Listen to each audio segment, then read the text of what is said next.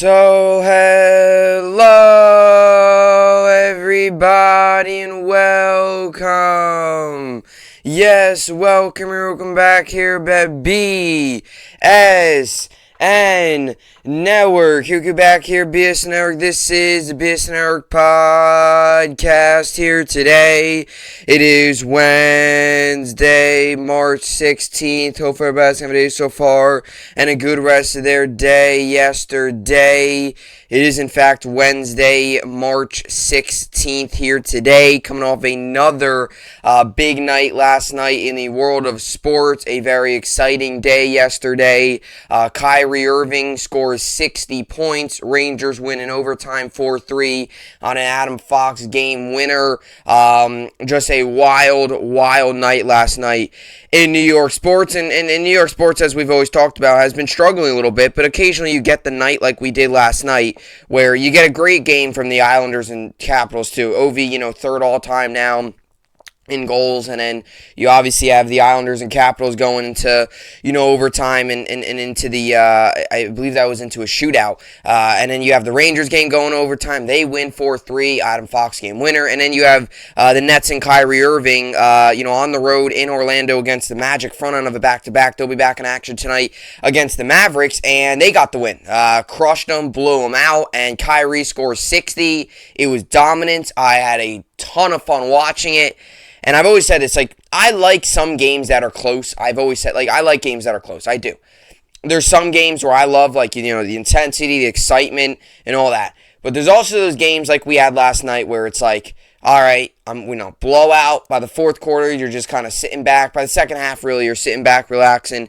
And that's really what I was doing. By the second half, I was kind of just hoping every time. I think I was more frustrated when Kyrie missed a shot towards the end of that game, because I wanted to see him get 60 so badly. I wanted to see how high he can go.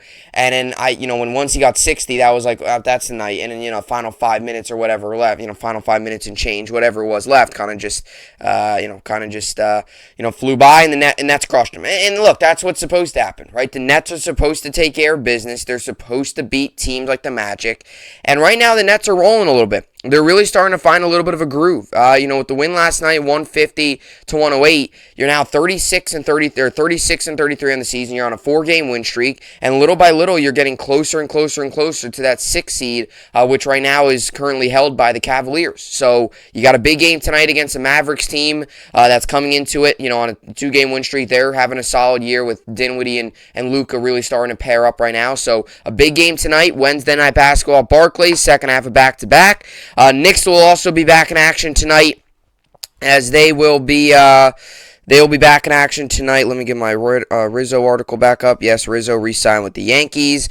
So the Knicks will be back in action tonight, back at home, first time since their 7-game road trip. They will host the Trailblazers. Nets will be home against the Mavericks, and both hockey teams tonight, fresh off of overtime games yesterday. Islanders into a shootout, Rangers with the overtime win. They will both have the day off today, but both basketball teams are in action tonight, and both are home. Mets at Barclays, and in MSG will be the Knicks and the Trailblazers. First time Knicks are back home, really since the 7-game road trip. It's been a very long one for the New York Knicks. So Nets and Knicks tonight, and got ourselves another exciting night tonight on this Wednesday night. I'm hoping that get another net win. You get a win today, and you win. You sweep your back-to-back. You get a win today, you got to feel good. And I hope Eric Adams last night, the mayor of New York, was watching. The mayor of this New York City was watching, because these vaccine mandates are just so dumb. They make no sense. And I think everybody realizes that things got to change. Kyrie last night scoring 60 just shows us how big of a player he is for the team. All right, so let's get to the news for the day. Got 2 topics today, and then the New York sports update. We're going to start off with Anthony Rizzo, as the Yankees re-sign Anthony Rizzo. So last night the news came out. It's kind of funny because out of all these moves, the Yankees and Brian Cashman seem to be working the night shift in free agency. It's kind of weird, but it seems they're working the night shift because You obviously have, them making the trade overnight to get the Twins to make the trade with the Twins, to get, send Gio Urshela and Gary Sanchez over there for Ben Rochford, I think was his name, Isaiah Connor-Falefa, and then as we all know, the headliner in the deal was Josh Donaldson, and that happened overnight, and then yet again last night, you had Anthony Rizzo, his deal happening overnight. Yankees reportedly agreed to a new contract with Rizzo. And look, I like it. I think it's solid. Is it Freddie Freeman? No. Is it Matt Olson? No. But look, the reality is Freddie Freeman did not want to come here. Matt Olson's going to the Braves. The A's asking price was too high. And the Yankees obviously kept in touch with Rizzo. They obviously kept in touch and said, look, we want you back. We're going to try to bring you back. And this was kind of like the last kind of thing the Yankees needed, because the last thing we wanted was the Yankee fans was Rizzo not to come back if we couldn't get Freeman and Olson. So we still get Rizzo, get another lefty bat. He had a really nice year with us last season after the trade deadline, so really happy to bring him in and get him back. And then we're also going to get to Kyrie, score 60 points. Just a historic night. Franchise record, 60 points, beat Darren Williams. A lot of Net fans are happy about that. So, a big one, really big one. 60 last night, en route to a 150-108 win. Destroyed the Magic from start to finish, was just dominant. And Kyrie with 41 in the first half, added with 19 more in the second half, and had 60. Was able to sit down for the final couple minutes and kind of just enjoy, kind of just take in his night and soak it all in. So, and then we'll get to the New York Sports Update. And, I also got to talk about the Nets, and they're getting on a roll. 4-game win streak. They were 32-33, 2 weeks ago. They were coming out of Boston, and they were under 500. And all of us Net fans were thinking, like, okay, this is really happening. Like, we're under 500 now. Since that, boom, four straight wins, getting back into a rhythm, 36-33, getting closer and closer and closer to that 6 seed, which we want. We do not want to have a play-in series with the possibility of it being in Toronto and having Kyrie not being able to play. So, Nets got to keep winning. And like I said, New York Sports Update. Nets, Knicks tonight. Knicks at home against the Trailblazers. Nets on the second half of back-to-back at home against Dallas Mavericks tonight, 7:30 Eastern on ESPN. Alrighty, so with all that being said, a lot to get to today on this Wednesday edition of the BSN Network podcast. And with all that being said, let's get into it. This is the BSN Network podcast, and let's get into it. Alrighty, so Anthony Rizzo, Yankees reportedly agree to a new contract, and after all these rumors, the rumors about Matt Olson, Freddie Freeman, are we going to trade for Olson?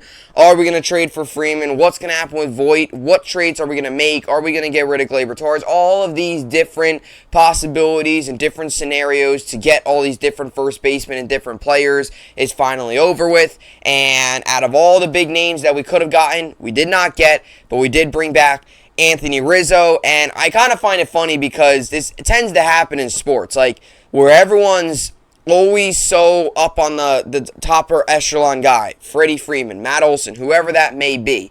And everyone's like, oh, we got to bring him in. I think the Yankees are going to get him. And at the end of the day, guess what happens? Yankees don't get him. Yankees come, calling for Anthony Rizzo to come back. And boom, just like that, Anthony Rizzo's a New York Yankee, and he will be back this season. And look, I like the move, okay? Now, am I ecstatic about the move? Am I as pumped as I would be if Freddie Freeman or Matt Olson came here?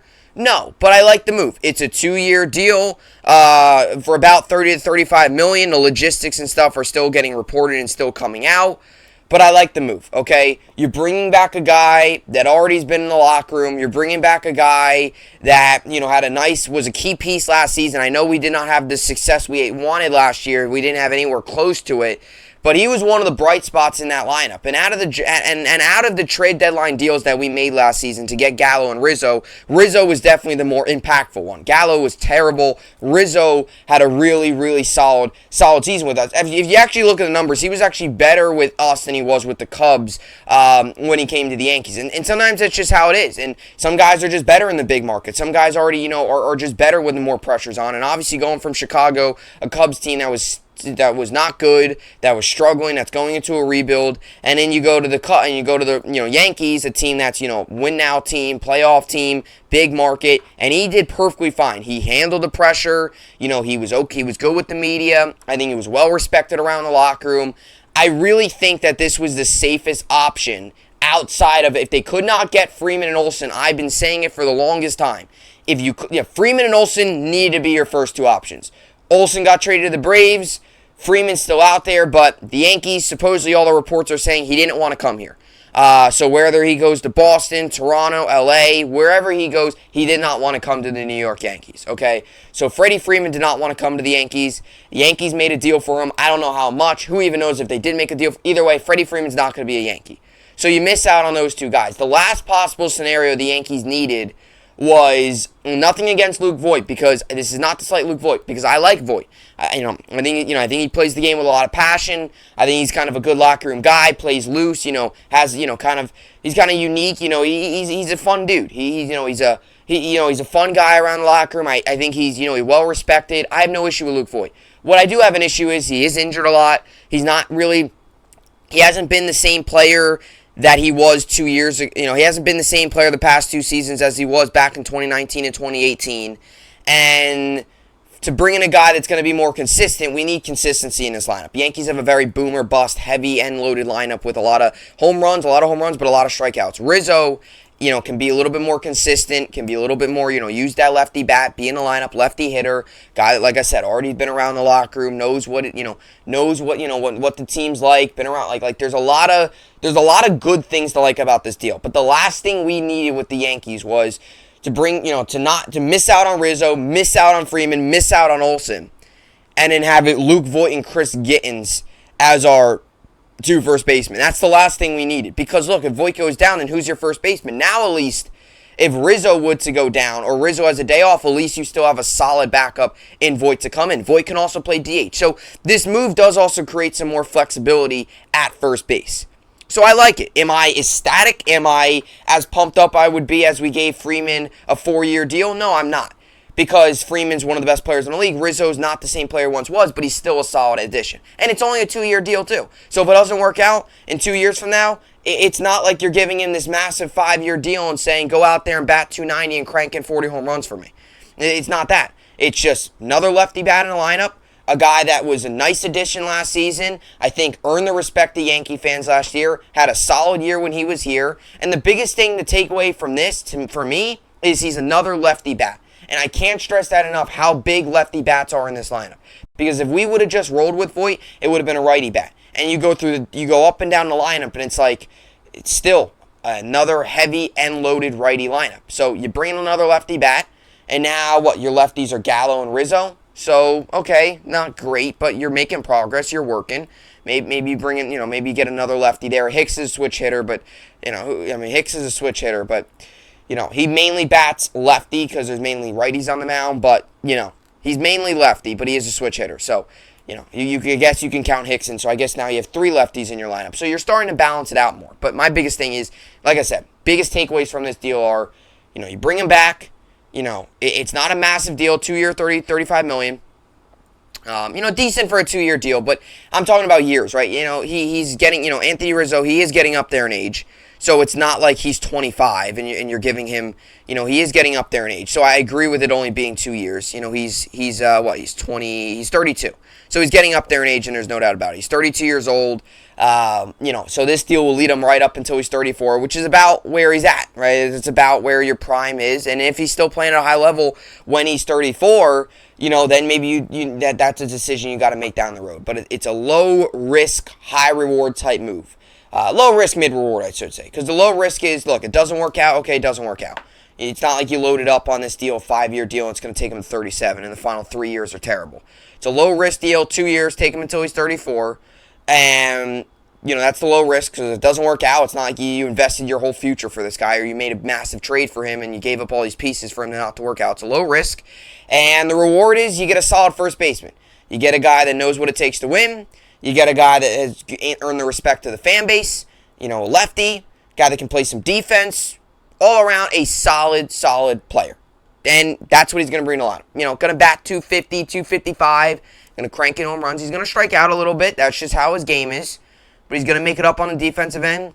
He's going to save a lot of his infielders' throws. And we saw it last year. It's a solid asset to bring back. The only thing I'm a little frustrated about is the fact that the Yankees didn't make a stronger push for Matt Olson and Freddie Freeman. I personally think the Yankees probably could have made a stronger push for Freeman. Because even if he didn't want to come to New York, I don't care where you want to go. You're going to go where the money is. If the Yankees would have went all out for him on a massive deal, he would have came here. It's the reality. So clearly the Yankees didn't make much of a push. But the Yankees are lucky that Rizzo is here. Because if they weren't able to re-sign Rizzo, it's kind of like the Yankees already, like, they told Rizzo, look, you're on standby. Or they told Rizzo, look, we got a deal for you. Just wait. Hold on a second. I think Rizzo realizes, look, I mean, your first options are going to be to go through and see what Donaldson and Freddie Freeman are, what their markets are like, and then you're going to go back and re-sign your other guys. So, another lefty to line up. And that's really the biggest thing for me. It's a lefty. And Freddie Freeman and Donaldson were both lefties, so you couldn't go wrong with either of them.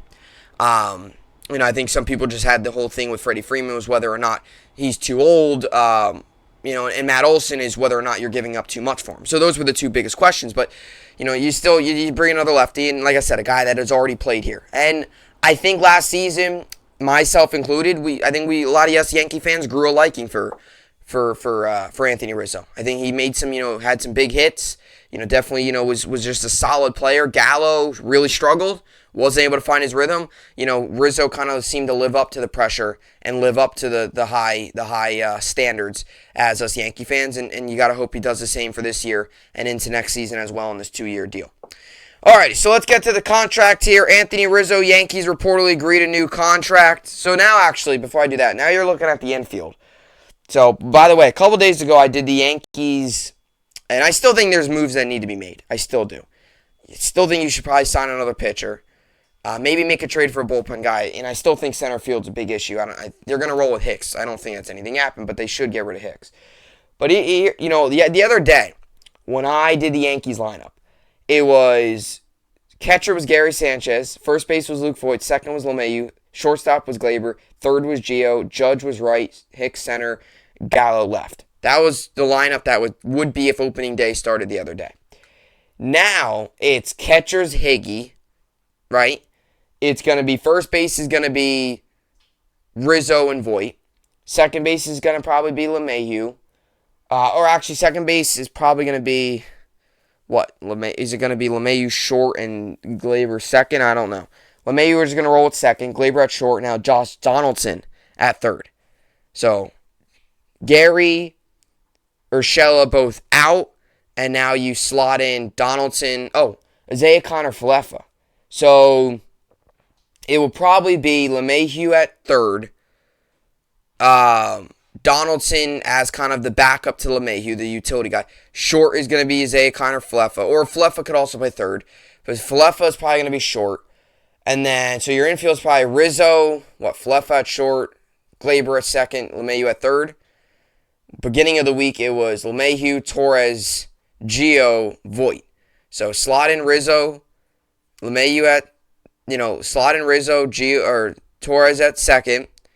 Shortstop's Connor-Falefa, third is LeMahieu. So Rizzo, Falefa, new face. Now Rizzo's not a new face, but he's back, Connor-Falefa. And then your catcher now, too. And you put Donaldson into the mix as well. Now your catcher, no longer Gary Sanchez. So, crazy how things can change in a week. And I went on the Sunday night when I made the pod. I went on a rant. And I said, Cashman's got to do something. And I can't deny he has been making moves. But is it the moves that are going to put us over the top? I don't believe so. But we'll see. We'll see. So, I guess, Sunday I did the rant. Monday into Sunday night they made the trade. Yesterday was silent. Monday was silent. Other than the trade, yesterday was pretty silent. And then last night, they made the deal to re-sign Rizzo. So, no, bring him back and, get a little bit more of a boost for your lineup. Alrighty, so Anthony Rizzo, Yankees reportedly agreed to new contract. Anthony Rizzo is reportedly returning to the New York Yankees. The veteran first baseman agreed to a new deal with the Bronx Bombers on Tuesday, per ESPN's Jesse Rogers. These are some of the logistics of the deal. Anthony Rizzo signed a 2-year deal with the Yankees for about $30 to $35 million. Not completely sure the logistics quite yet. It says returns to the Yankees on a 2-year, $32 million deal. So, that's about $16 million a year. 16 times 2. Yeah, it's about $16 million a year. So yeah, I mean it's about a Rizzo contract. I mean he's earned his money in the league. Rumors about Rizzo began even amid the league-initiated lockout. Lockout when Bruce Levine of 670, The Score, reported that in February, the Chicago Cubs held internal conversations about bringing back the franchise icon. That was particularly notable since the Cubs traded Rizzo, Chris Bryant, and Javier Baez prior to the trade deadline during the 2021 season. All three were fan favorites who cemented their legacies with the organization by helping it break a 108-year drought with a World Series championship in 2016. Alas, Rizzo decided to return to the team that acquired him from Chicago. At his best, the power-hitting first baseman was one of the most productive players in the league. He is a 3-time All-Star and 4-time Gold Glover who has the Silver Slugger on his resume and finished in the top 20 in MVP voting 5 straight years from 2014 through 2018. He wasn't quite at that level in 2021, but he was still solid with a 248, 344, 440 slash line to go with the 22 home runs and 61 RBIs and 141 games for the Cubs and the Yankees. Rizzo is also durable and has managed to play through back problems that have hampered him at times. He appeared in 140 or more games in each of the last 8 seasons, not counting the shortened 2020 campaign when he played 58 of 60 games. The 32-year-old brings power, the ability to drive in runs with 4 seasons of more than 100 RBIs, and an excellent glove, veteran leadership, and postseason experience to a team that is familiar with that, with what he can do on the field. While he may be somewhat past his prime, the Yankees clearly believe Rizzo can remain a valuable piece in their lineup as they look to compete in a loaded American League East during the 2022 campaign. And that last sentence is so true. Look, he's not the same player he once was. He's still solid. He still produces at a good rate. If he's not doing it with the bat, he can do it in the field. So you don't have to worry about him being a complete non-existent. If he's slumping at the plate, he's going to make plays in the field. So he's going to be making an impact. He's an impact player. That's why he's finishing the MVP voting in the top 20 for many years in a row, because he's usually making impact one way or the other. And that's something the Yankees need, right? Impact players, guys that are going to make plays on both sides of the field. And not when guys aren't hitting well, it's not like they're just completely one-dimensional. They can still make plays in the field, or vice versa. So, and you bring a bat, you bring a power, and you bring a lefty back. So, but the last sentence is true. I mean, the American League East is loaded. The American League East is loaded. And as a Yankee fan, you have to have the honest, kind of question to yourself. When you look at the lineup, when you look at the Yankees, when you look at the team they got right now, the lineup they have, is that good enough to take down Boston? Is that good enough to take down Tampa? And is that good enough to take down a Blue Jays team that are making moves left and right and a lot of people feel good about? And maybe Freddie Freeman's on his way to Toronto as well. I don't know if you believe those rumors or what, though they just popped up. So, is the Yankees good enough? You got four teams that have a legit shot. Because I won't disagree with the Yankees. Every year you got to count them in. But the real thing comes down to is, are these moves good enough to propel the Yankees from where they were last season? That's a wild card team that loses in the wild card to a team that maybe can win a division or at least win the wild card round and make some noise. That's the question. So, you got to ask yourself that. Right now, personally, I would say Yankees need to make more moves if they want to be in that category. Pitching, I don't understand why Yankees still believe Hicks is the answer. I've been saying that for a couple years now. And I also could see more bullpen help because your bullpen's still a little bit of a question mark as well. So definitely more moves the Yankees need to make no doubt about it. I like this move. This is a good start, but there's definitely more holes to this roster the Yankees need to fill. So they get one of the holes done. First base. That was a big question. They get it done. Sign Rizzo. 2 years, $32 million. That's $16 million a year. And, Rizzo's back with the Yankees. Now, let me just read you some numbers with him last year because they read his combined stats. I wanted to read you some of his stats with the Yankees because, like I said, he had a nice, solid season with the Yankees last year. So, Anthony Rizzo, where is it? All right, perfect. All right, so last career stats, he's a career 268 hitter, 251 home runs, 814 RBIs, and an OPS of 850. Last season with the Yankees, he played 49 games, had 173 at-bats, 32 runs scored, 43 hits, 7 doubles, no triples, 8 home runs, 21 RBIs, 16 walks, he had 28 strikeouts. And his batting average was 249, which was higher than he was with the Cubs. On base percentage was 340, that was lower. Slugging was 428. OPS was 768. And his career batting average, like I said, is 268. On base percentage, a career 369. Slugging percentage, a career 481. And an OPS, a career of .850. And he averages about 117 games played a year. Now, you look at when he was with the Cubs, a lot of these seasons, from 2012 all the way up to 2021, was playing a ton of games. 160, 140. No, actually, his first season was played 87, but that was, he didn't get as much playing time there. 2013, 160, then 140, then 160, 155, 157, 153, 130, 146. Shortened 2020 season, played 58 out of the 60 games.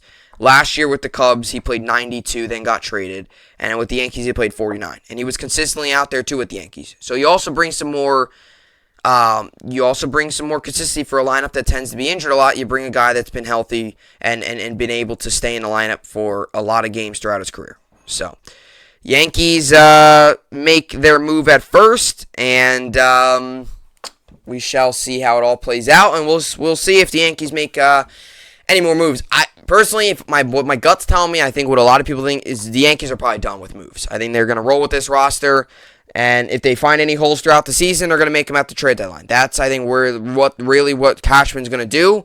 I don't like that approach because the trade deadline comes in July, and it's kind of a little bit of could be a little too late. That's kind of how it was last season. Like, the Yankees needed so many pieces. They signed 2, and Gallo and Rizzo was too little too late. It just wasn't enough ground they couldn't make up. It just wasn't. They just couldn't, they just weren't good enough. And, I feel like this season I would love for them to make more moves. There's clear gaping needs on this roster, but we'll see. Like I said, we'll see how everything plays out, and we'll see what the Yankees can do. Alright, so that's what I got for Anthony Rizzo and the New York Yankees. Him getting brought back. Like I said, I like it. No issue with it. Bring him back. Another lefty. Guy that's got experience, knows the team, been around the locker room. And boom, the Yankees get their first baseman. Alrighty, coming up next, we got Kyrie Irving scores 60 points.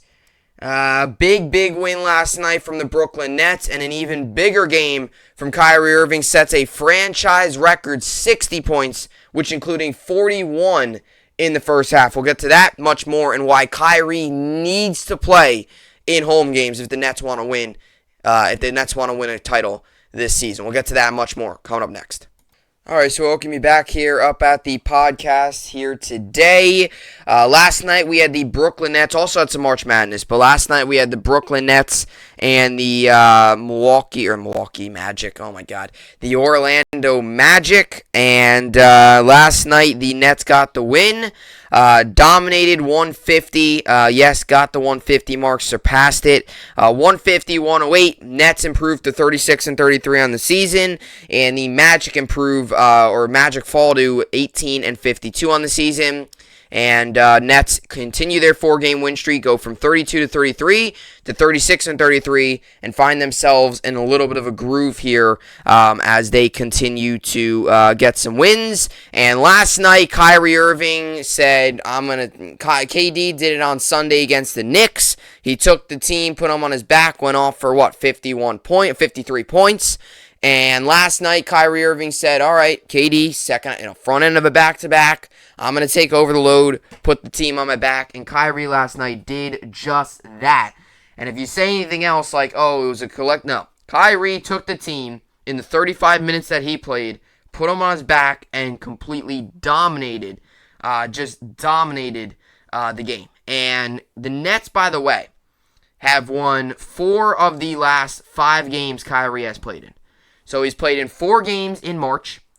He's 3-1, and then the last game in February was against the Bucks. They won that one on the road, which was a big, shocking win, and that was a great win. So they're in their last 5 games with Kyrie, they are 4-1. Only loss was coming to Boston, 126-120. And by the way, all those are in road environments. Like I said, Kyrie only playing road games right now, and a lot of them been in hostile road environments. Win on the road, hostile environment in Milwaukee. hostile environment in Boston. We all know what that Philadelphia 76ers game was like with the fans there. So 3 road games, the past 5 games have been in, talk about enemy territory. And the Nets have won 4 of their last 5, 4 in a row. Kyrie has been a part of those for 3 in a row. So last night was just dominant. And it's just yet again a daily reminder for us Net fans and for the mayor of New York City. And Kevin Durant said it on Sunday after the game. He even said it. Eric Adams, the mayor of New York City, you got to fix this vaccine mandate. And everybody in the world, I think, agrees, it is the most unlogical, dumbest thing ever. Kyrie can be in the arena, courtside, without a mask on, watching the game. But he can also practice with the team at home, no mask. He could be at the training facility, no mask.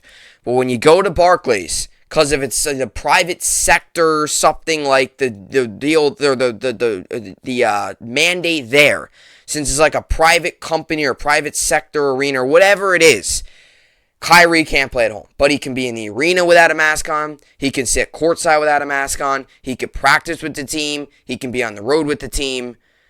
The fact that he can be at home, be in the arena, is just mind-boggling to me that it makes no sense. And if it does, then please tell me, because I'm obviously lost. I have no clue where these rules came from, and I think they need to change them fast. Because last night was yet again another reminder. Kyrie has shown us many this year, but last night was another one of why he needs to play home games and why the city of New York, Eric Adams, they need to step up and do something about these goofy, crazy, dumb mandates that they're coming up with that are not allowing him to play, but they're allowing him to sit inside the arena without a mask on, but he can't play with his team. But road players from other teams that are unvaccinated can play in the arena. It makes 0 sense. So maybe trade Kyrie, bring him in, and then, and I'm being sarcastic here, bring Kyrie to their team when they come in, let Kyrie play for the Nets, so then, it works out that way. Like what is road teams, road players can come in. So let's just say the Wizards, or I don't know, let's say the Magic, let's say the Nets Magic last night were playing at home. I'll use last night's game, for example. And, or I'll just use tonight's game. Better off tonight's game. Mavericks, Nets. So let's just say the Mavericks, I'm just using, Luka, I think Luka's vaccinated, I'd assume he is, I have no clue. Let's say Luka would be unvaccinated. He could still play tonight, even if he was unvaccinated, because they're a road team. They're allowed to play in these buildings. So, but Kyrie, who's unvaccinated, but can sit in the arena without a mask on, can't play. But a road player that is unvaccinated can play in Barclays, can play in Madison Square Garden. It doesn't make sense. And the same thing's happening, too, with the Yankees, where Yankees and Mets players that are unvaccinated aren't going to be able to play, but that's an outdoor sport. That doesn't make any sense either. So now you wonder with the Yankees and the Mets, who are the players that aren't going to be able to play 81 games if they don't get the vaccine? So big problems, and you got to hope this thing gets changed. You got to hope it gets ironed out. Because watching that game last night, as much as I was enjoying it, and like I said, I'm going to get to the performance in a second, but I wanted to get this off my plate. As much as I was enjoying it, and I loved watching every minute of it, and I loved watching Kyrie do his thing, scoring 60 points, one of the better players in the league right now. As much as I enjoyed that, there was also that part when I'm sitting there at that game, sitting there watching the game. No, I was not at the game in Orlando at the Amway Center. I was sitting watching the game, and I was like, I was watching the game, and I'm thinking to myself, as much as I was excited and I was happy, I was also that kind of point of frustration. Watching him do this and not having him at home for something that is completely dumb is so frustrating. Because it's the mandates make no sense, the rules make no sense. And watching him score this much, watching him do this good, watching him dominate like he did last night, and not having him for home games, and if we do have to play in Toronto for the postseason, that's tough. So they got to fix it because we need Kyrie. And last night, to give you some of the numbers, in the 150-108 win, was 35 minutes, went 10 of 31 from the field. His field goal percentage was 64.5. So you can't say that he took 50 shots. He was very efficient, went 20-31, field goal percentage of 64.5. Went 8-12 from 3, three-point percentage all the way up to 66.7. Was efficient, made his shots when he needed to, limited the turnovers. Went 12-13 from the free throw line. That is good for 92.3%. 6 rebounds, 4 assists, had 1 block. 4 steals, 3 fouls, and 1 turnover, and that resulted in 60 points. So 60 points, 6 boards, and 4 assists are the main three categories there. And ups his points per game this year to 27.7, 4.7 boards, 5.3 assists, and a PER of 23.91.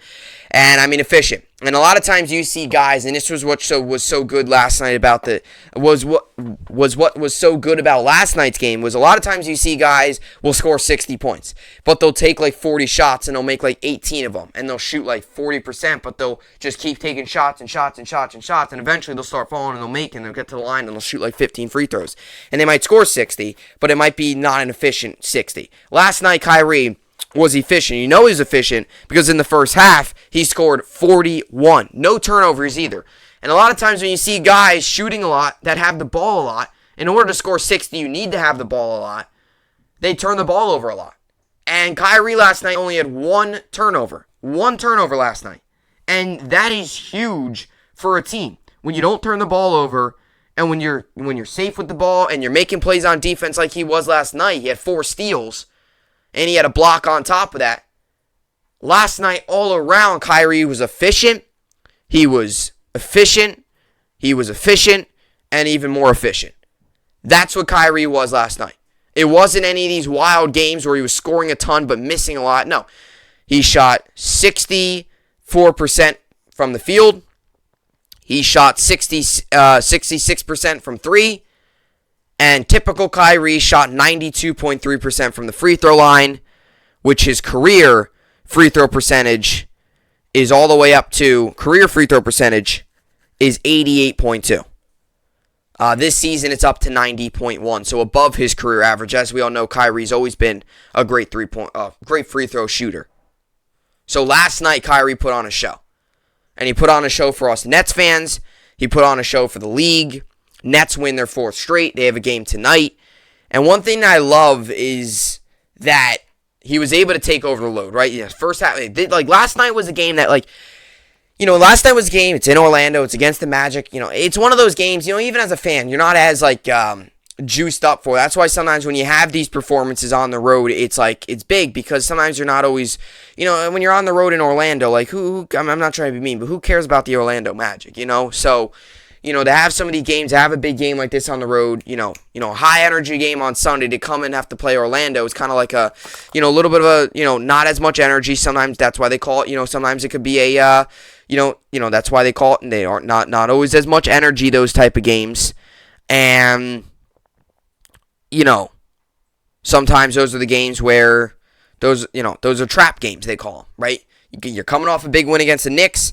You got a big one coming up against the Mavericks tonight. And you have a game in the middle with the Magic. And Kyrie made sure that wasn't a trap game.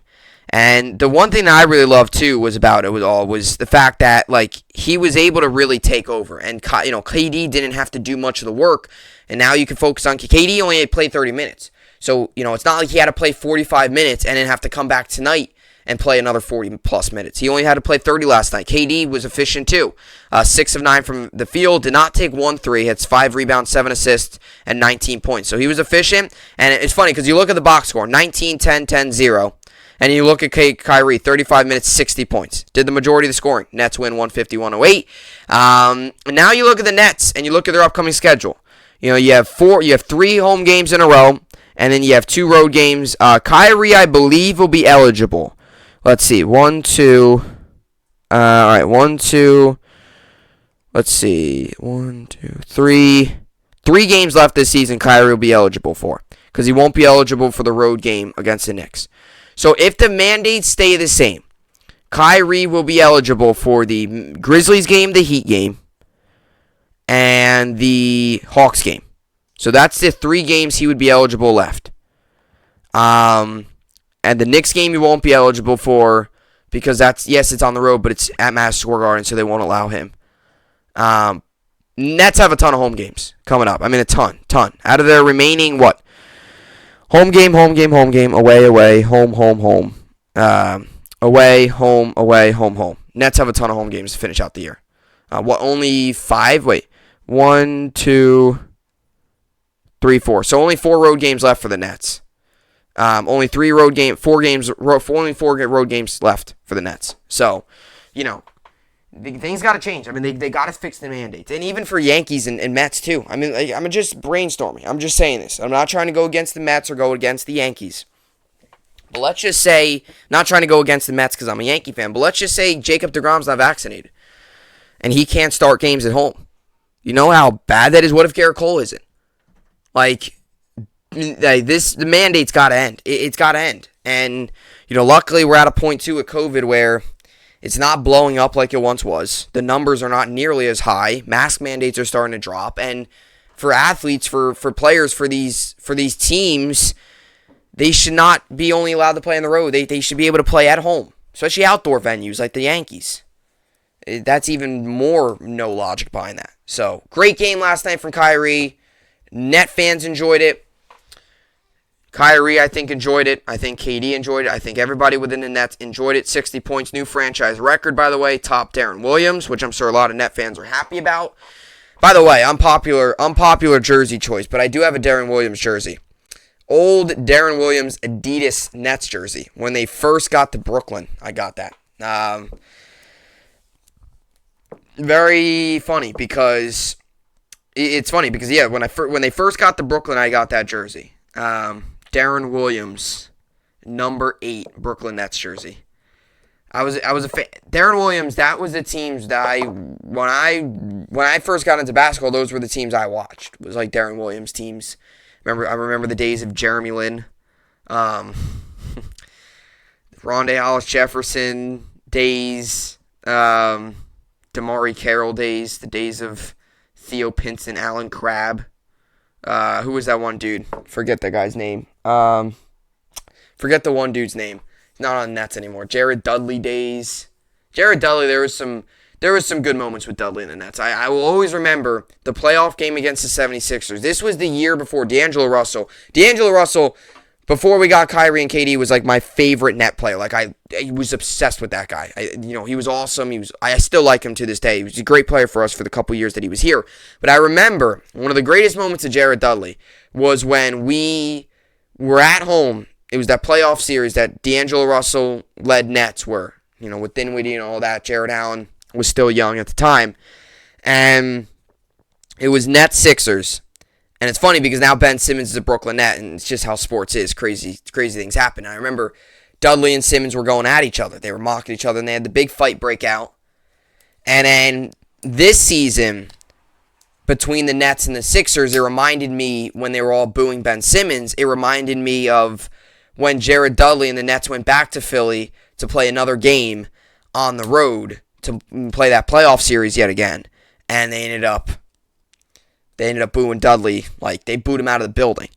And it was funny because that happened to Dudley. Now this time it's happened to Simmons as a member of the Nets. But when it happened to Dudley in Philadelphia, Simmons was a member of the Sixers. So crazy how things happen. Crazy how things can change within just 2-3 years. So, but yeah, so that was interesting. And I remember, D'Angelo Russell was awesome. And I wanted D'Angelo Russell back.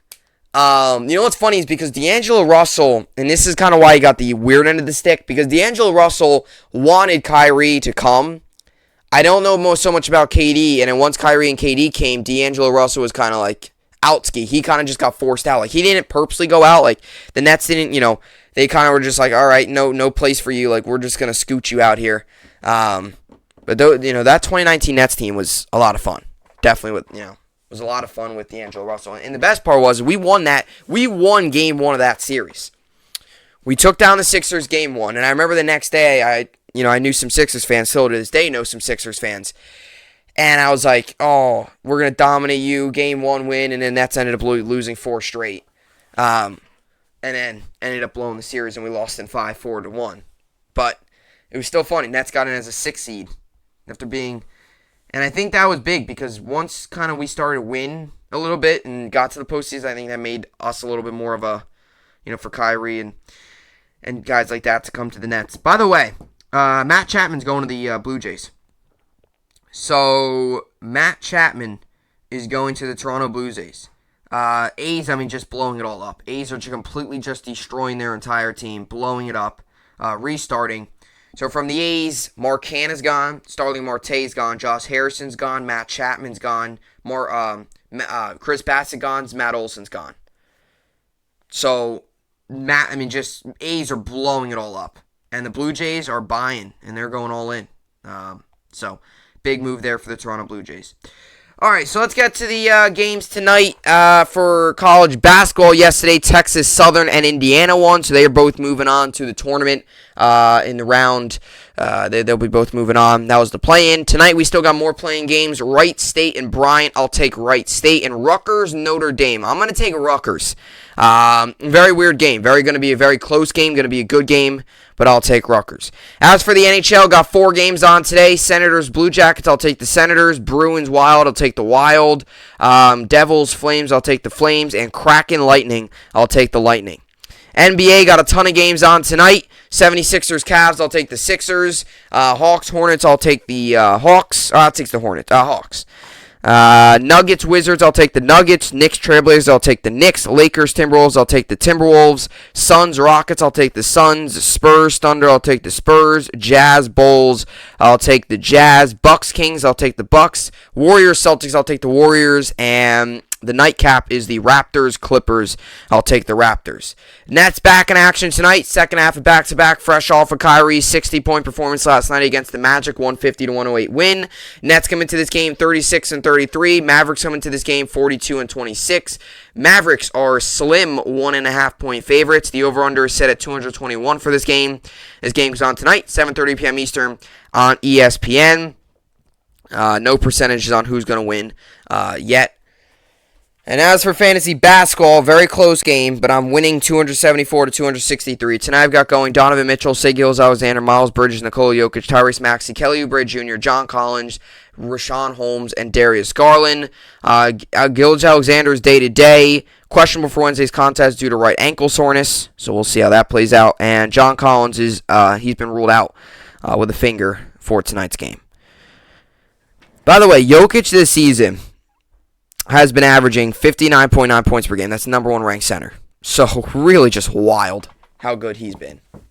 I know not maybe as much people have been talking about it, but he's putting up another MVP caliber season, and there's really no other way to put it. So that will do it today, though. Another good podcast in the books. I'm trying to think. More Jets news. Jets made some more free agent signings. Yesterday getting DJ Reed.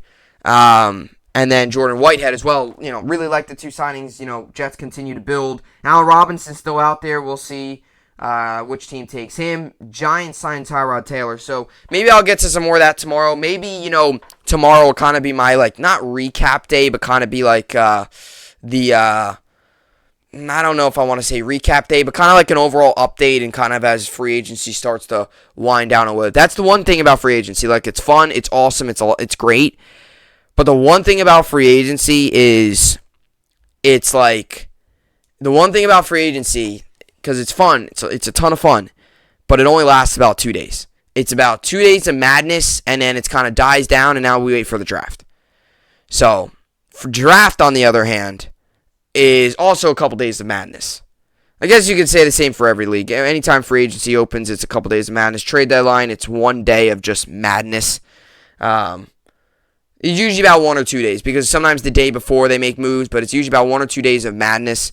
Free agency too, because it happens on Wednesday happens on Monday. By Wednesday, it's kind of like, Al Robinson, still a couple guys out there, but I don't see the Jets and Giants making any major moves at this point. They've kind of already made all their moves in the first couple days. So, anyway, that'll do it. But I'll definitely still keep an eye out. If the Jets make any major moves, major trades, anything happens in the world of sports. I definitely want to get to this Matt Chapman stuff, and all that. So that will do it for today. Another good podcast in the books. Nets Mavericks tonight at Barclays.